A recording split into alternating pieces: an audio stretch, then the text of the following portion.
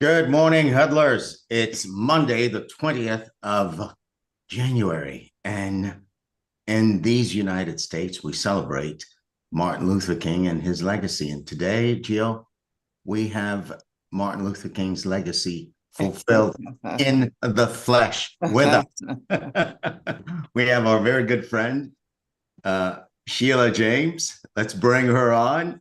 Hello, everyone. Rita Williams. Good morning, everyone. And here is Sheila, and here is Rita. So, ladies and gentlemen, Martin Luther King spent his entire life waging a battle. And I hate using the word battle because Dr. King was living, standing for something. And this morning, I saw it fitting, Gio and I saw it fitting to have you, Sheila, and you, Rita. Whenever I see you, Sheila, and I see you, Rita, I think of your connection to Dr. King's work and your demonstration in life of what Dr. King was standing for. So I'm honored to be in your presence and honored to have this conversation with you, entitled, inside this question, how do we awaken the leaders in our companies, the leaders in our circles, and make our legacy real? Gio, I know you want to say a ton about them, so take it on, brother. Okay, got it. No, great. Thank you, Cyril. Thank you for creating the context for the opportunity of this conversation today. And so I'm gonna repeat the question, Sheila and Rita, and thank you for being here, because I've had the chance to know both of you for many years, and both of you are certainly human beings who have created yourselves as people who create people that connect with legacy. Certainly for me and just thousands of people that both of you have touched, that people saw themselves as leaders and also saw themselves creating a legacy.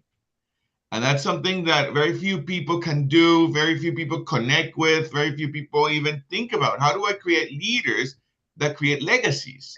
And I think I want to know, how do you look at the world? How do you look at people? How do you look at yourselves? How do you look at the future?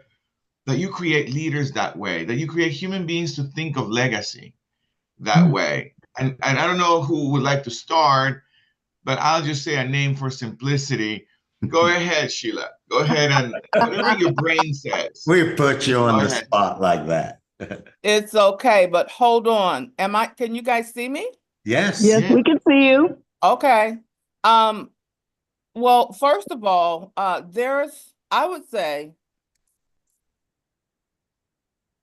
you've got, when you're developing oneself and or others as leaders, the first piece of it is the heavy lifting of peeling away everything that's not leader. Not that's not wrong. Everything that's not that leader. Like when I'm working with someone or developing someone, you can hear all that greatness, or you can hear what works. You can hear who they are, or we work together and you get at the source of what they're passionate about, what one cares about, the possibility of what could be their legacy. And that comes in the listening for that gold in that person. And then that heavy lifting of, and it doesn't have to be heavy, like dramatic heavy, but the lifting of and listening for everything that's not that, and peeling that away. Sometimes that can be, and that's a job that I find myself, that I've become very good at. So I end up tending to do that part. It's not always pretty. As a matter of fact, it's never pretty, Sorrel, is it? Not at all. So I think that's a segue into beginning, but I would say peeling away everything that's not that. You know, it's not who you are. It's not what Rita, Sheila, I Yeah. have to do the follow-up. What does that mean? Everything that's not that. I don't know what that means. So Very here I good. am. So here I am. I am a father. I want to do better in my life. I want to get a promotion, and promotions open up this possibility of, oh well, now you're going to lead people. Or here I am, an entrepreneur. Here I am as a human being who wants to make a difference. And I'm ready for that word, leader. And I'm ready for that word, leader, right? And then you say, okay, well, we gotta peel away everything that's not that. What does that mean? I can give you, this is the perfect one, because I've been working with someone, they don't even know I've been working with them. Okay. So it could be, and this is like really on the court. I'm a leader. I've got this huge accountability, and I'm 3 hours late for everything. I'm a leader. I've got this huge accountability, but I don't return phone calls. And I'm a hit or miss in responding to text, but I got this title, and it's nobody can find me. Nobody can see me. You know, you got to look to see what shoe fits you. But it could be something, it could really even just be you don't return phone calls. Can you imagine me not returning phone calls? But there are people in leadership roles and accountabilities that you can't count on them for this or that. So one area is where you're not responsible for who you are or who you say that you are. So it could really look like, Giovanni, and everyone listening, peeling away those things, those places of not what's wrong, unworkability. And if you don't know what it is, ask your children. They'll tell you. Ask your environment. Your environment knows that's unworkable around who you say that you are. Does that answer that? Yeah, that definitely opens up a world for me. Rita, thank you for being here, a lawyer for 30 years, creating leaders and legacy. Definitely, I am a legacy of both of you, and my entire work is because both of you. Rita, what is your brain saying? What would you like to say? Well, first I start with, I'm so glad to be here. I'm so glad I was asked to be here. And I start with, I really do have something that I want to say about that question. Not that it's the truth, but I guess it's what makes sense to me. And then I want to say I'm from Atlanta, really, which is one of the birthplaces of the civil rights movement, and where Jimmy Carter and Dr. King, all of them were. And so I start from that place as a context. So how do we recognize leadership and greatness in others? I think it's something for me that we listen for. I think for me, that was the thing that I wanted when I thought about what my legacy is and who I am and what I stand for. It was to hear the greatness in others. Like to hear it and see it and identify it. Last week I heard a song for the first time, and it said, I am a light and I am not my mistakes. You know, I'm not, like, that's the peeling away for people to get, like, you don't have to have a title to be a leader. And anybody can be great because anyone can serve. And so what goes along with serving is to know that you're here for more than you. Unless you're going to eat up all the food, you're here to make a difference. So that's what I listen for. I listen for and ask really to have that special gift. And I think I've asked for special gifts from the universe all my life. It's just let me listen to them great. Not like I'm making something up. But see, isn't that interesting? It's the listening that makes the difference anyway. So that's all I have to say for that right now. Jesus Christ, this is beautiful. Let me recreate both of you in just in 2 sentences, Sorrel, because this is mind blowing. So in this question, in the opportunity of this inquiry, right? How to create leaders that create legacy, right? And Sheila, you say, well, first I gotta peel, like peeling the onion. I gotta peel everything that is not that. There is who you say that you are, Giovanni, and you're not that right now. You're not who you say you are yet. And then then I say, well, what the hell does that mean? Yeah, well, how long is it taking you to return phone calls? How long is it taking you to be on time? How long is it taking you to return a text? How long is it taking you to be responsible for what you say you're accountable for? And then I can see all of my conditions, like, oh my gosh, but Sheila, it was snowing yesterday. But Sheila, it was. So I can see everything I'm not that. And then Rita, you're saying, and then as a leader, here's the big question, Giovanni. What are you listening for? What are you listening for, Giovanni? Are you listening for people's greatness, or are you listening for people to be their smallness? Because here's the thing, Giovanni. Here's what I'm hearing. People are a light, not their mistakes. Anyone can be great because anyone can serve. Are you listening to people that way? Here's what I'm getting so far from this conversation. Like, oh my gosh, this is so great. Yeah, thank you for letting me recreate that, Sorrel. Oh my God, I'm not letting you recreate that. You recreated the world. Come on. So, when we look at the question, how do we awaken leaders in our companies?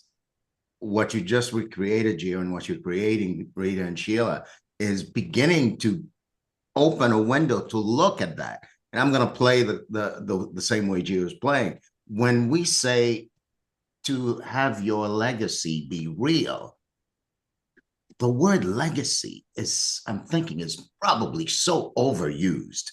So I'd love to hear from your perspectives. When you hear legacy, what do you hear? And if you are creating such that your legacy is real, what is legacy and what is your legacy? Attorney Williams, with you, Rita. Yeah. Y'all want me to go? Yeah. I feel like I'm the rebel. So, people ask me that a lot, right? You go like, you ask me that because I'm old. No. And I'm not. Like, I'm spirit and I'm boundless. I'm endless. I'm resplendent. So what is a legacy? What I'm committed to is to be with you when I'm with you. That somehow our interaction creates something for the future, but not like a thing, but like a spark, like a light, right? Like what you said, Sorrel and Gio, that something in you gets awakened. Because, one of the things we talk about, the thing that greatness is in you anyway. You don't have to, really, do you have to find it? I mean, you can awaken it, but the awakening is the thing I like because it's already in you. Like, we're human and divine. And remember what it said, anybody can be great because anyone can serve. So I'm not so much thinking of legacy so much, because I was like, when it's legacy, baby, that's the past. I'm not here. But in my time with you, do we interact in a way that something becomes possible that was not possible? That we both see something that we could never see alone. And then it keeps going. Because I think you talked about it, Sorrel and Gio. Because see, people think you got to do something with it. That's not really your job in people. Our job is to let them notice it, like the water. Like if they notice that water, oh, you got your job done. That's what I got to say. Thank you, Rita. Thank you. Sheila. Yeah, that's really great, Rita. What I would like to add and expand on is there's this song, May the Life I Live Speak for Me. So it's how I'm living, who I'm being, not sometimes, really at all times. I mean, like, yeah, sometimes you want to, let your hair down with your friends and family and do X, Y, and Z. But the life I'm living, like everything you touch, everything you see, even when I'm in a grocery store, there's something to be. There's someone in there you can touch. You don't have to be on the program to be a legacy to someone. You can say one, you know how you remember a teacher or one sermon or something your parents did that had an impact on you forever, like forever. The Martin Luther King, I Have a Dream speech, it impacted all of us forever. He's on the Washington Mall forever. He didn't have a big job. He wasn't a CEO by that. He did have a big job, but he wasn't the CEO of a Fortune 500. Those are the But people. there were words. There was something from the heart, from the spirit that lived on. And it lived on. It lived while it was active and engaged in life. And it lives now. We just completed a phenomenal event. People can't shut up about it. There are some men and women whose lives were forever touched. And we don't know what touched who when. And that's the opportunity of a legacy. You're speaking the essence. It's not about doing everything right. It's Oh, also no. not about making others wrong. It's about having your mistakes and someone put in the chat, those I am like, yeah, that is India Ari. I am not the mistakes that I have made. So Sheila, you referred to the event of this past weekend, and Yeah. people created a vision board. And on the back of the board, you said, "What legacy are you living, eating, Amen. leaving?" And in your speaking Sorrel, now, I hear the Sorrel, yeah. Sorrel, before Sheila responds to that question, I want to recreate what I heard in those two interactions. Do you mind? Oh no, I don't mind at all. Hang on one second. What I heard you say, Rita, is that legacy is not something you leave behind. And for you, if it was that, you wouldn't want to live that life. And Sheila, I heard you say legacy is something you're living now. And in your speaking and interaction with others, you're leading it. So maybe legacy is something to live and lead. Woo. Yes. So thank you for that. Welcome. And Gio, that's what I heard. And thank you for allowing me to say it before I lost it. Yes, no, thank you for allowing me. No, you gotta say it. I'm not allowing you. No, Sorrel, I thought you were going to go in a different direction, but you were recreating, or you were saying what you got from Rita and from Sheila, and that's what I wanted to do, Sorrel. So you did it. And I'm gonna add what you just said in my own words, because I find it profound, really, really profound for me, which is, well, legacy is not something you create. So legacy is not something you walk into like, oh, I'm going to create something for the future, or something from the past. What I heard that Rita and Sheila were pointing to was like, there is a way in which I interact with people moment to moment. There is a way in which I stand for the world moment to moment. There is a way in which I stand for somebody's future today, right now, and for my future today, right now. There is a way in which I can impact that person and myself from that point forward. And it creates, I like what Rita was saying, like a spark that creates a possibility that that person connects to for the rest of their lives. And that creates legacy. But I'm not interacting with you so that you become a legacy creator. I'm interacting with you because we both can serve. And if we both can serve, we are both great. So for the first time, Sheila and Sorel, I'm hearing that creating legacy is something I do today. Mhm. And that's the first time I'm hearing that, actually. Wow, So I wanted to say that what I was getting for Yeah. myself, Sorel. that Thank was you. great. Thank you. That was Thank you. awesome. Well, you know, Sheila, Rita, Gio, today is the day we honor Dr. Martin Luther King Jr. And in his day, I imagine he stood for what people had a birthright to, that they didn't have access to. Things like, you know, affordable housing, things like clean water, things that a lot of people take for granted, things like, you know, no fear from police brutality, things like wealth, the ability to create wealth for generations. And last but not least, the ability to actually stand and say, yes, there was state-sanctioned discrimination that deserves to be addressed today. Now, I don't want to make this conversation political at all, but I'd love to hear from your perspective. How are you standing, each of you, today, continuing Dr. King's work? Sheila, I'll go first. You'll go first. Wow. Well, for some reason, I don't know why I might cry. I'm a little moved by it as you created it. And I think from the power of the weekend, I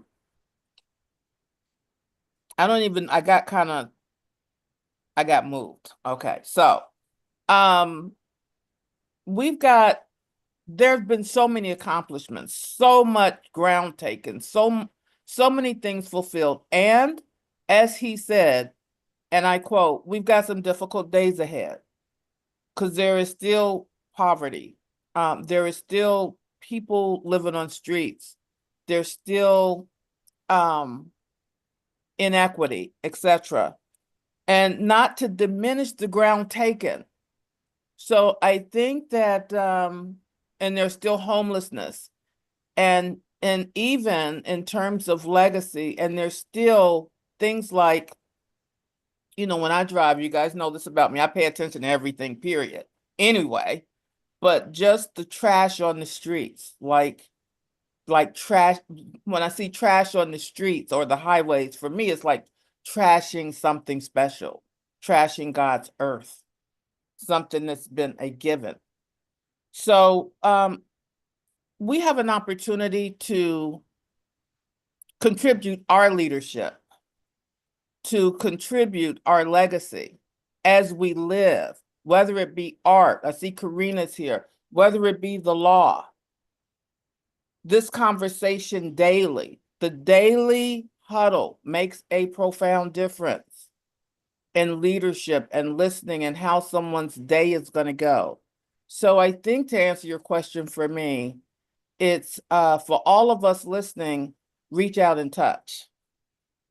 Like, reach out and touch somebody's hand, reach out and touch somebody's heart, reach out and touch somebody's spirit. That's what I want to say without going any further right now. Yeah, I'm a little choked by the whole thing right now. by the whole thing. Thank you, Rita. And you know, on the shoulders of Rita's call saying we are great because we can all serve, I'm hearing you say, reach out and find out how you can serve. Rita, I'd love to hear your perspective. And I can't you wait. may have come I can't in. wait. I can't wait. I don't know if you heard the entire context of the question because you were off for a bit. And Yeah, it's my connection here in Indiana. Yeah, it's a little Rita, low. wherever you put yourself, your signal is low. Oh, I know. Let me go. I know. Let me go somewhere else. So I want to answer this question, and I want to present something. Let's see if I can get it done. I'm praying because I want to say this. I'm going to paraphrase King today. There you go. I may not get it right. Can y'all hear me? Can y'all hear me? I can hear you. Okay. Oh, you can't see me. No, Okay, keep well, it's okay. going. Okay, it's okay. Here we go. Here we go. Oh, it's doing something weird. Okay, let me do it. Maybe that'll give me more signal. So I'm Rita Williams, and I'm from Atlanta. And what I want to say about that question is what Dr. King said.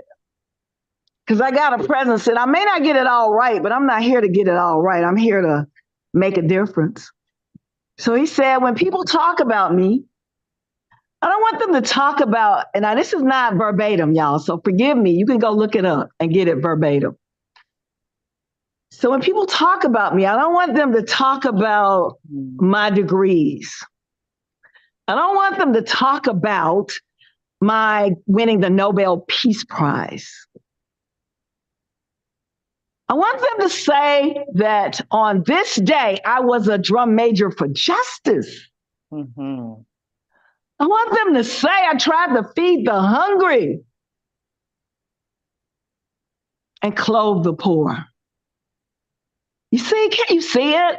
Like being that person who serves, not the things that we think we are, not that. Bigger. That I was a drum major for justice. Not a medal, not a suit, not a doctorate degree. That I fed the hungry and I clothed the poor. That's Dr. King. I mean, who can say it better? That's what I wanted to share. And thank you for the opportunity to share that with the world today. Because anybody can be great because anybody can serve. And he said, if you're a street sweeper, be the best street sweeper who ever lived. Right there. Right there. Perfect. Rita, thank you. Be a drum major. For justice. Be a drum major. Jill, thank you for accepting the opportunity to celebrate the legacy of Dr. King today by sharing with us the fulfillment of his legacy. And Rita and Sheila, I call you that to honor you. I love you so much. I am who I am because of your patience, your leadership, your vision to see that leaving a legacy is not something you create for the past, but something you create that lives and leads today. Yeah. And I am your legacy, and I'm proud to be. And I'm proud to call you Dr. King's legacy fulfilled. Amen. Yeah. Jill. I like to say it, Dr. King's legacy sharers. You know, that continue to drum, continue to play the drum. And thank you for continuing to play the drum in my life and seeing me as someone that can serve. I think that for many years I've been wondering, for the three of you, right? You, Sorrel, also included. Why do you see me so great? I don't know. You really you miss something, you know. I can't see that which you see, but you kept on looking at me that way and kept on looking at me that way until, not that I saw myself that way, but I saw the simple actions of what you saw in me. And so I just started taking actions. And now I see something really powerful, which is, do I see people great? Do I see people great because they can serve? Anybody can be great because anybody can serve. Amen. And serving looks in many ways. But I think that creating leaders that create legacy is supporting people to see others as great. And I'm getting that for myself. So I'm thankful for today's conversation. That's remarkable, today's conversation. We got to have more conversations like this. Thank you, Yeah. Rita. Thank you, Sheila. I guess we're gonna wrap up now. But Sheila, is there anything you want to say as your kind of like last words for today? And then you, Rita. Just what I want to say is, be a drum major for justice in your life. Justice with your family, with your friends, the people you serve, the people you love, the people in your church, everyone you touch. It's something about everyone you touch. See, that doesn't cost you anything but your heart. So that's what I want to say. Give your heart. Give Thank you, love. That was Sheila. Dr. King's favorite word, love. Love can move a mountain. Give Ooh. love. Thank you, Sheila. Thank Rita. you. I'm going to be really quick. I'm going to say there's a seed in you. Let it grow. Let that seed grow that was in your grandmother, your grandfather, your great, great, great. It's in you.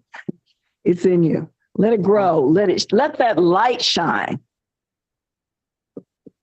Thank you, Rita. Awesome. Sorrel, you can go ahead and wrap us up. Well, let's end it on this note, folks. Wherever you are, don't wait for the time to be your legacy. Don't wait for any time to live it and lead it. Be a drum major for love. Be a drum major for the eradication of stress in your body, in your circle. Stress less. Be a drum major for laughter. Laugh out loud. Dr. King laughed too. He had a great time. Yes. Be a drum major for your body. Feed it right. Eat mostly plant-based. Be a drum major for service. Give. Give of your heart. Give of yourself. Give of your wealth. Give it all away. Why not?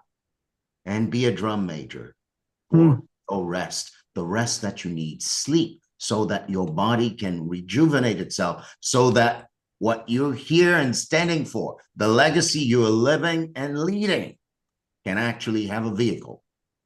That vehicle called you to see it through. Awesome. Be a drum major for moving your body. And last but not least, be a drum major for always doubting the truth you believe. Check your assumptions, because you might find out that Jill was right. I love you. This is your Daily Huddle. Tomorrow morning at the same time, Lee Owens will be here, and she'll be leading a conversation to create a space for communication and relationship like no other. So set your clocks, wake up, join us here at 9:30. And if not, follow us on YouTube at The Daily Huddle. Until then.